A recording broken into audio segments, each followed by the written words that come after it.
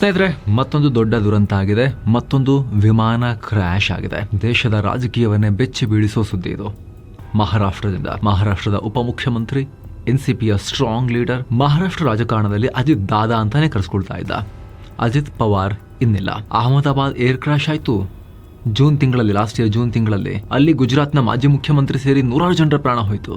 ಇಲ್ಲಿ ಮಹಾರಾಷ್ಟ್ರದ ಹಾಲಿ ಡಿಸಿಎಂ ಪ್ರಾಣ ಕಳ್ಕೊಂಡಿದ್ದಾರೆ. ಪುಣೆ ಜಿಲ್ಲೆಯ ಬಾರಾಮತಿಯಲ್ಲಿ ಭೀಕರ ವಿಮಾನ ಅಪಘಾತ. ಅಜಿತ್ ಪವಾರ್ ಸೇರಿ 5 ಜನ ದಾರುಣವಾಗಿ ಸಾವು. ಕೇವಲ ಒಬ್ಬ ನಾಯಕನ ಸಾವಲ್ಲ, ಇದು ಮಹಾರಾಷ್ಟ್ರ ರಾಜಕೀಯ ಚಿತ್ರಣವನ್ನ ಚೇಂಜ್ ಮಾಡೋ ಘಟನೆ. ಮುಂಬೈನಿಂದ ತಮ್ಮ ಸ್ವಕ್ಷೇತ್ರ ಬಾರಾಮತಿಗೆ ಹೊರಟಿದ್ದ ಅಜಿತ್ ಪವಾರ್ ಅವರ ವಿಮಾನ ಲ್ಯಾಂಡಿಂಗ್ ವೇಳೆ ಸ್ಫೋಟಗೊಂಡು ದುರಂತ ಉಂಟಾಗಿದೆ. ಇದು ಆಕಸ್ಮಿಕನೋ, ತಾಂತ್ರಿಕ ದೋಷ ಅಥವಾ ಇದರಿಂದ ಬೇರೆನಾದರೂ ಕಾರಣ ಇದೆಯಾ? ಅಜಿತ್ ಪವಾರ್ ಇಲ್ಲದ ಮಹಾರಾಷ್ಟ್ರ ರಾಜಕೀಯದ ಮುಂದಿನ ಕಥೆ ಏನು?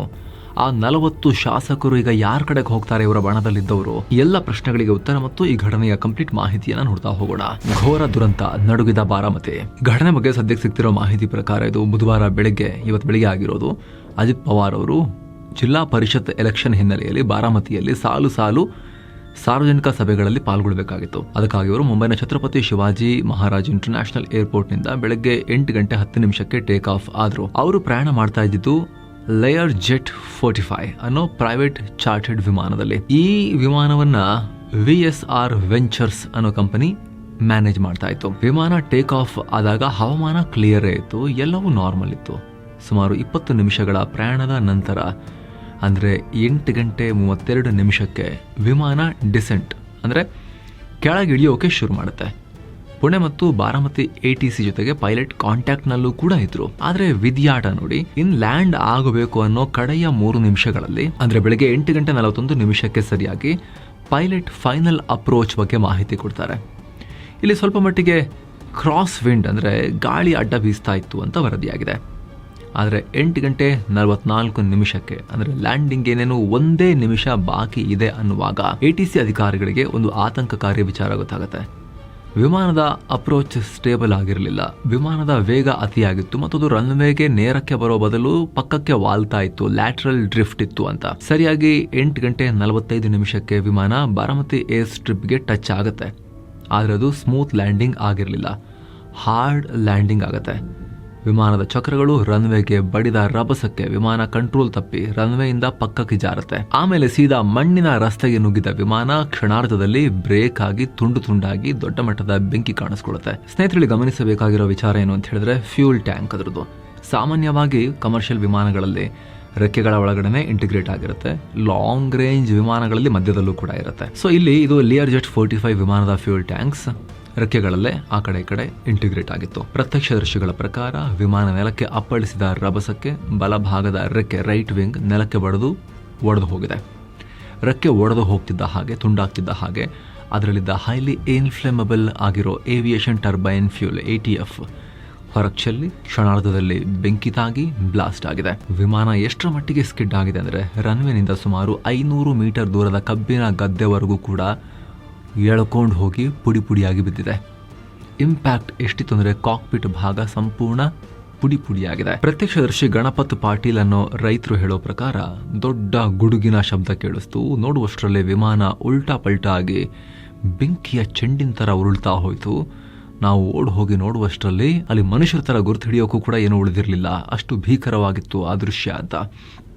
ಇಲ್ಲಿ ದುರಂತ ಅಂದ್ರೆ ಬಾರಾಮತಿ ಒಂದು ಸಣ್ಣ ಏರ್ಫೀಲ್ಡ್ ಆಗಿರೋದ್ರಿಂದ ಅಲ್ಲಿ ದೊಡ್ಡ ಮಟ್ಟದ ಫೋಮ್ ಟೆಂಡರ್ಸ್ ಅಂದರೆ ವಿಮಾನ ಬೆಂಕಿ ನಂದಿಸೋ ಕೆಮಿಕಲ್ ಇರಲಿಲ್ಲ. ಪುಣೆಯಿಂದ ರೆಸ್ಕ್ಯೂ ಟೀಮ್ ಮತ್ತು ಆಂಬ್ಯುಲೆನ್ಸ್ ಬರೋಕೆ ಸುಮಾರು 45 ನಿಮಿಷ ಬೇಕಾಯಿತು. ಅಷ್ಟೊತ್ತಿಗಾಗಲೇ ವಿಮಾನ ಸಂಪೂರ್ಣ ಸುಟ್ಟು ಕರಕಲಾಗಿ ಹೋಗಿತ್ತು.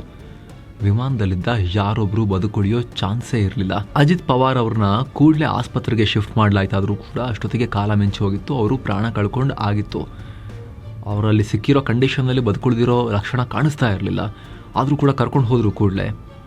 ಆದರೆ ಅಷ್ಟರಲ್ಲಿ ಜೀವ ಹೋಗಿತ್ತು. ಸದ್ಯ ಬರ್ತಿರೋ ಮಾಹಿತಿ ಪ್ರಕಾರ ದುರಂತದಲ್ಲಿ 66 ವರ್ಷದ ಅಜಿತ್ ಪವಾರ್ ಅವರು ಸೇರಿದ ಹಾಗೆ ಒಟ್ಟು 5 ಜನ ಪ್ರಾಣ ಕಳ್ಕೊಂಡಿದ್ದಾರೆ. ಅವರಲ್ಲಿ ಒಬ್ಬರು PSO ಪರ್ಸನಲ್ ಸೆಕ್ಯೂರಿಟಿ ಆಫೀಸರ್, ಒಬ್ಬರು ಸಹಾಯಕ ಹಾಗೂ 2 ಪೈಲಟ್ಗಳು, ಪೈಲಟ್ ಇನ್ ಕಮಾಂಡ್ ಮತ್ತು ಫಸ್ಟ್ ಆಫೀಸರ್ ಸೇರಿದ್ದಾರೆ.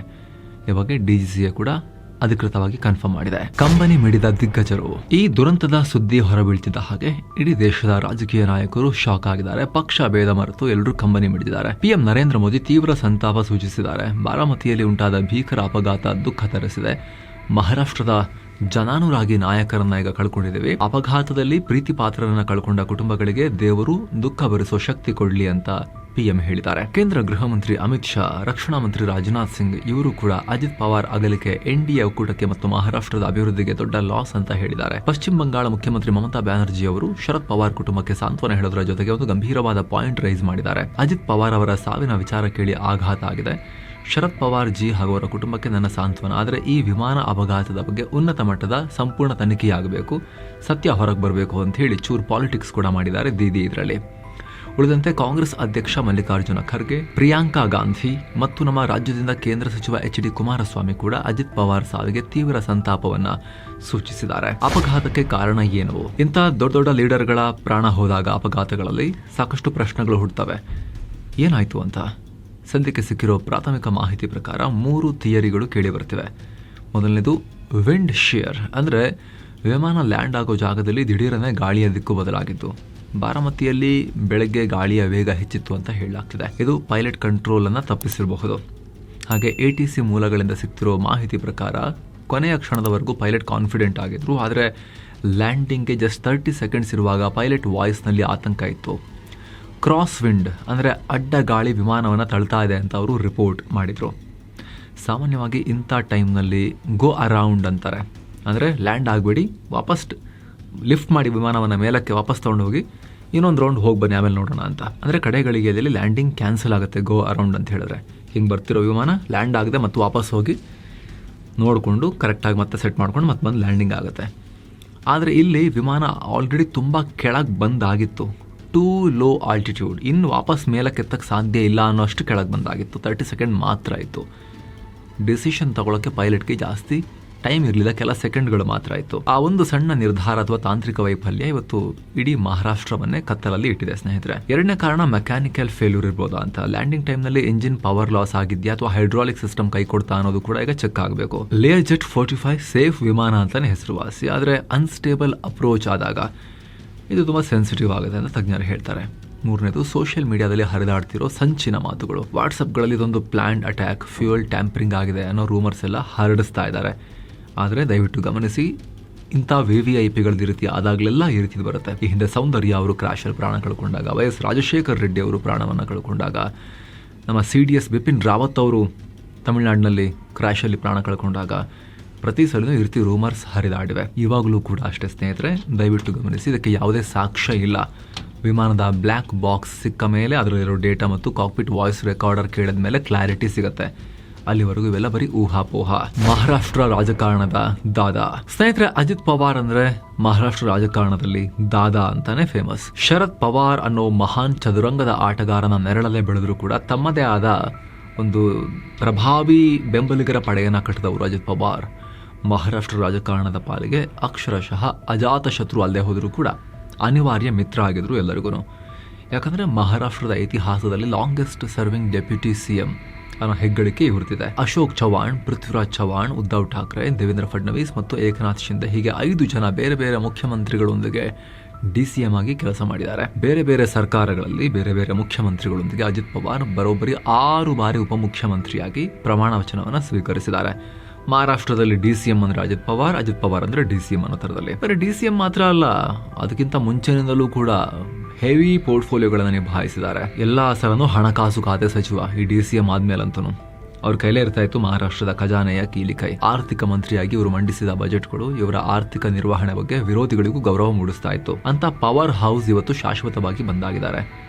ಅಜಿತ್ ಪವಾರ್ ಬಗ್ಗೆ 2 ಥರದ ಅಭಿಪ್ರಾಯಗಳಿವೆ. ಒಂದು ಕಡೆ ಅವರು ಅಭಿವೃದ್ಧಿಯ ಹರಿಕಾರ. ಬಾರಾಮತಿಗೆ ನೀವು ಹೋದರೆ ರಸ್ತೆಗಳು, ಅಲ್ಲಿನ ಇಂಡಸ್ಟ್ರಿಯಲ್ ಕ್ಲಸ್ಟರ್ಗಳು, ನೀರಾವರಿ ಯೋಜನೆಗಳು, ಎಜುಕೇಷನ್ ಹಬ್ಗಳು, ಇದೆಲ್ಲ ಅಜಿತ್ ಪವಾರ್ ಅವರ ವಿಷನ್.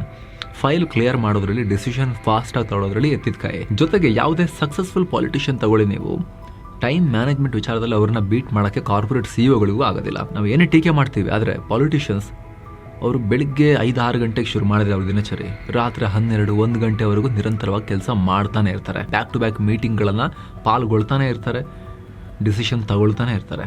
ಅಜಿತ್ ಪವಾರ್ ಅವರು ಕೂಡ ಅಷ್ಟೇ, ಬೆಳಿಗ್ಗೆ 6 ಗಂಟೆಗೆದ್ದು ಕೆಲಸ ಶುರು ಮಾಡ್ತಾ ಇದ್ರು. ಲೇಟ್ ನೈಟ್ ತನಕ ಕೆಲಸ ನಡೀತಾ ಇತ್ತು ಅವ್ರದ್ದು. ಇನ್ನೊಂದು ಇಂಟ್ರೆಸ್ಟಿಂಗ್ ವಿಚಾರ ಅಂದರೆ ಇವರ ಅಸಲಿ ತಾಕತ್ತಿದ್ದು ಕೋಆಪರೇಟಿವ್ ಸೆಕ್ಟರ್ ಮೇಲಿನ ಕಂಟ್ರೋಲ್ನಿಂದಾಗಿ. ಪಶ್ಚಿಮ ಮಹಾರಾಷ್ಟ್ರದ ನೂರಾರು ಸಕ್ಕರೆ ಕಾರ್ಖಾನೆಗಳು, ಜಿಲ್ಲಾ ಬ್ಯಾಂಕ್ಗಳು, ಹಾಲು ಒಕ್ಕೂಟಗಳ ಮೇಲೆ ಅಜಿತ್ ಪವಾರ್ ಟೋಟಲ್ ಕಂಟ್ರೋಲ್ ಹೊಂದಿದ್ರು. ಒಂದು ವೇಳೆ ಶಾಸಕರು ಇವರ ಮಾತು ಮೀರಿ ಹೋದ್ರೆ ಆ ಏರಿಯಾದ ಸಕ್ಕರೆ ಕಾರ್ಖಾನೆಗೆ ಫಂಡಿಂಗ್ ಕಟ್ ಆಗ್ತಾ ಇತ್ತು, ಇಲ್ಲಾಂದ್ರೆ ಬ್ಯಾಂಕ್ ಲೋನ್ ಸಿಗ್ತಾ ಇರಲಿಲ್ಲ. ಇದೇ ಕಾರಣಕ್ಕೆ ಎಷ್ಟೇ ಬಂಡಾಯ ಆದರೂ ಕೂಡ ಶಾಸಕರು ಅಜಿತ್ ಪವಾರ್ ಅವ್ರನ್ನ ಬಿಟ್ಟು ಹೋಗೋಕೆ ಹೆದರ್ತಾ ಇದ್ರು. ಪಾಲಿಟಿಕ್ಸ್ ಅಂದ್ರೆ ಬರೀ ಭಾಷಣ ಅಲ್ಲ, ಅದು ರಿಸೋರ್ಸ್ ಮ್ಯಾನೇಜ್ಮೆಂಟ್ ಅನ್ನೋದನ್ನ ಕೂಡ ಅಜಿತ್ ಪವಾರ್ ಚೆನ್ನಾಗಿ ಅರ್ಥ ಮಾಡ್ಕೊಂಡಿದ್ರು. ಇನ್ನೊಂದ್ ಕಡೆ ವಿವಾದಗಳ ಸರಮಾಲೆ ಇದೆ. 70,000 ಕೋಟಿ ರೂಪಾಯಿಗಳ ನೀರಾವರಿ ಹಗರಣದ ಆರೋಪ ಇವರ ರಾಜಕೀಯ ಜೀವನದ ಮೇಲೆ ದೊಡ್ಡ ಕಪ್ಪು ಮಸಿಯನ್ನ ಬಳಿದಿತ್ತು. ಎಲೆಕ್ಷನ್ ಬಂದಾಗಲೆಲ್ಲ ವಿರೋಧ ಪಕ್ಷಗಳು ಇದನ್ನೇ ಅಸ್ತ್ರ ಮಾಡ್ಕೊಳ್ತಾ ಇದ್ರು. ಇನ್ನು 2019 ಆ ಬೆಳಗಿನ ಜಾವದ ಪ್ರಮಾಣ ವಚನ ನೆನಪಿರ್ಬೋದು ನಿಮಗೆ. ದೇವೇಂದ್ರ ಫಡ್ನವೀಸ್ ಜೊತೆ ಸೇರಿ ದಿಢೀರಂತ ಸರ್ಕಾರ ಮಾಡಿದ್ರು. ಅದವರ ಅನಿರೀಕ್ಷಿತ ನಡೆಗೆ ಸಾಕ್ಷಿ. ಮನಸ್ಸಿ ಬಂದಂಗೆ ಮಾಡ್ತಾರೆ ಅಂತ ಹೇಳಿ.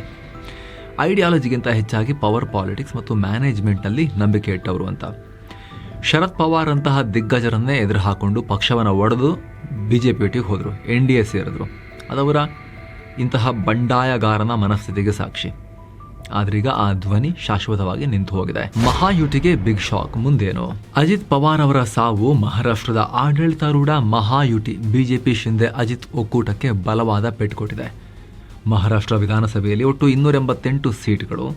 ಸದ್ಯಕ್ಕೆ ಮಹಾಯುತಿ ಬಳಿ 230ರಿಂದ 235ರಷ್ಟು ಬಲ ಇದೆ. ಆದರೆ ಇದರಲ್ಲಿ ಅಜಿತ್ ಪವಾರ್ ಅವರ ಪರ್ಸನಲ್ ವರ್ಚಸ್ಸಿನಿಂದ ಗೆದ್ದಿರೋ, ಅವರಿಗಾಗಿ ನಿಂತಿರೋ ಸುಮಾರು 40ಕ್ಕೂ ಅಧಿಕ ಶಾಸಕರಿದ್ದಾರೆ. ಈ ಶಾಸಕರು ಬಿಜೆಪಿ ಅಥವಾ ಏಕನಾಥ್ ಶಿಂದೆಗೆ ನಿಷ್ಠರಲ್ಲ. ಅವರು ಪಕ್ಕಾ ಅಜಿತ್ ದಾದಾ ಮನುಷ್ಯರು. ಈಗ ಆ ದಾದಾ ಇಲ್ಲದೆ ಇರುವಾಗ ಈ ಶಾಸಕರ ಮುಂದಿನ ದಿಕ್ಕೇನು ಅನ್ನೋ ಪ್ರಶ್ನೆ ಮೂಡುತ್ತೆ. ಇನ್ನೊಂದು ಕಡೆ DCM ಹುದ್ದೆ ಖಾಲಿಯಾಗಿದೆ. ಈಗ ಆ ಕುರ್ಚಿ ಮೇಲೆ ಯಾರ ಹಕ್ಕು? ಬಿಜೆಪಿಯ ಪವರ್ ಮಹಾರಾಷ್ಟ್ರದಲ್ಲಿ ಇನ್ನಷ್ಟು ಡಾಮಿನೆಂಟ್ ಆಗುತ್ತಾ, ಅಥವಾ ಶಿಂದೆ ಬಣ ಇನ್ನಷ್ಟು ತನ್ನ ಪ್ರಭಾವ ವಿಸ್ತರಿಸ್ಕೊಳ್ತಾ ಈ ಖಾಲಿ ಜಾಗ ಕ್ರಿಯೇಟ್ ಆಗಿದೆಯಲ್ಲ, ಈಗ ಅದು ಹೇಗೆ ಫಿಲ್ ಆಗುತ್ತೆ ಅನ್ನೋ ಪ್ರಶ್ನೆ ಇದೆ. ಅದರಲ್ಲೂ ಕೂಡ ಜಿಲ್ಲಾ ಪರಿಷತ್ ಎಲೆಕ್ಷನ್ ಟೈಮ್ನಲ್ಲೇ ಈ ರೀತಿಯಾಗಿರೋದು ಮಹಾಯುತಿಗೆ ಭಾರಿ ಪೆಟ್ಟು. ವೆಸ್ಟರ್ನ್ ಮಹಾರಾಷ್ಟ್ರದ ಶುಗರ್ ಬೆಲ್ಟ್ನಲ್ಲಿ ಅಜಿತ್ ಪವಾರ್ ಗಿದ್ದ ಹೋಲ್ಡ್ ಬೇರೆ ಯಾರಿಗೂ ಇಲ್ಲ. ಈಗ ಎಲೆಕ್ಷನ್ ಕ್ಯಾಂಪೇನ್ ಆ ಭಾಗದಲ್ಲಿ ಯಾರು ಲೀಡ್ ಮಾಡ್ತಾರೆ? ಈ ಸಾವು ಸಹಾನುಭೂತಿ ಅಲೆಯಾಗಿ ಬದಲಾಗುತ್ತಾ, ಅಥವಾ ಲೀಡರ್ಶಿಪ್ ಇಲ್ಲದೆ ವೋಟ್ ಬ್ಯಾಂಕ್ ಚದುರು ಹೋಗುತ್ತಾ? ಅದನ್ನ ನೋಡಬೇಕು. NCP ಹೈಜಾಕ್, ದಾದಾ ಬಣದ ಗತಿ ಏನು? ಸದ್ಯಕ್ಕೆ 3 ಹೆಸರು ಕೇಳಿ ಬರ್ತಾ ಇದೆ. ಒಂದು, ಅವರ ಮಗ ಪಾರ್ಥ್ ಪವಾರ್, ಆದರೆ ರಾಜಕೀಯವಾಗಿ ಅವರು ಇನ್ನೂ ಅಷ್ಟು ಬೆಳೆದಿಲ್ಲ. 2, ಪತ್ನಿ ಸುನೇತ್ರಾ ಪವಾರ್, ಇವರು ರಾಜ್ಯಸಭಾ ಸದಸ್ಯರು, ಬಾರಾಮತಿಯಲ್ಲಿ ಜನರೊಂದಿಗೆ ಕಾಂಟ್ಯಾಕ್ಟ್ನಲ್ಲಿದ್ದಾರೆ. 3, ಸುನಿಲ್ ತತ್ಕರೆ, ಅಜಿತ್ ಪವಾರ್ ಅವರ ಬಲಗೈ ಬಂಟ. ಪಾರ್ಟಿ ಮ್ಯಾನೇಜ್ಮೆಂಟ್ಗೆ ಒಬ್ಬ ಅನುಭವಿ ಬೇಕು ಅಂದರೆ ಇವರ ಹೆಸರು ಮುಂಚೂಣಿಗೆ ಬರ್ಬೋದು. ಆದರೆ ಇಲ್ಲಿ ಗೇಮ್ ಚೇಂಜರ್ ಆಗಬಲ್ಲವರು ಶರದ್ ಪವಾರ್. ಇವರ ಅಜಿತ್ ಪವಾರ್ರ ಮಾಜಿ ಬಾಸ್. ಜೊತೆಗೆ ಅಜಿತ್ ಪವಾರ್ ಅವರು ನೆಫ್ಯೂ ಶರದ್ ಪವಾರ್ ಅವರಿಗೆ. ಶರದ್ ಪವಾರ್ರ ಅಣ್ಣನ ಮಗ ಅಜಿತ್ ಪವಾರ್ ಅವರು. ಅವರ ಗರಡಿಯಲ್ಲೇ, ಶರದ್ ಪವಾರ್ ಅವರ ಗರಡಿಯಲ್ಲೇ ಅವರು ಬೆಳೆದಿದ್ದು, ಬಹಳ ವರ್ಷ ಅವ್ರ ಜೊತೆಗೆ ಇದ್ರು. ರೀಸೆಂಟಾಗಿ ಅವರು ಬಂಡಾಯ ಬಣವನ್ನು ಕಟ್ಕೊಂಡು ಒಡೆದು ಹೊರಗೆ ಬಂದಿದ್ದು. ಶರದ್ ಪವಾರ್ NCP ಬಣ ಅವ್ರದ್ದು ಬೇರೆ ಆಯಿತು, ಇವ್ರದ್ದು ಬೇರೆ ಆಯಿತು. ಆದರೆ ಈಗ ಮತ್ತೆ ಶರದ್ ಪವಾರ್ ಅವರು ಈ ಎಲ್ಲ ಸಿಚುವೇಶನ್ನಲ್ಲಿ ಮುಂಚೂಣಿಗೆ ಬರಬಹುದು. ಮರಾಠ ಕ್ಷತ್ರಿಯ ಶರದ್ ಪವಾರ್ ಅವರು ಈ ಟೈಮ್ನಲ್ಲಿ ಕುಟುಂಬದ ಹಿರಿಯನಾಗಿ ಏನು ಮಾಡ್ತಾರೆ? ಈಗ ಆಲ್ರೆಡಿ ರಾಜಕೀಯ ಪಡಸಾಲೆಯಲ್ಲಿ ಘರ್ ವಾಪಸಿ ರೂಮರ್ಸ್ ಶುರುವಾಗಿದೆ. ಅಜಿತ್ ಪವಾರ್ ನಂಬಿ ಬಂದಿದ್ದ ಶಾಸಕರು ಈಗ ಮತ್ತೆ ಅನಾಥ ಪ್ರಜ್ಞೆಯಿಂದ ಶರದ್ ಪವಾರ್ ಗೂಡಿಗೆ ಸೇರ್ಕೋಬಹುದು. ಇದೇನಾದರೂ ಆದರೆ ಮಹಾರಾಷ್ಟ್ರದಲ್ಲಿ ಬಿಜೆಪಿ ಮತ್ತು ಶಿಂದೆ ಬಣಕ್ಕೆ ಪೊಲಿಟಿಕಲಿ ಮತ್ತೊಂದು ಪವರ್ಫುಲ್ ರೈವಲ್ ಪವರ್ ಸೆಂಟರ್.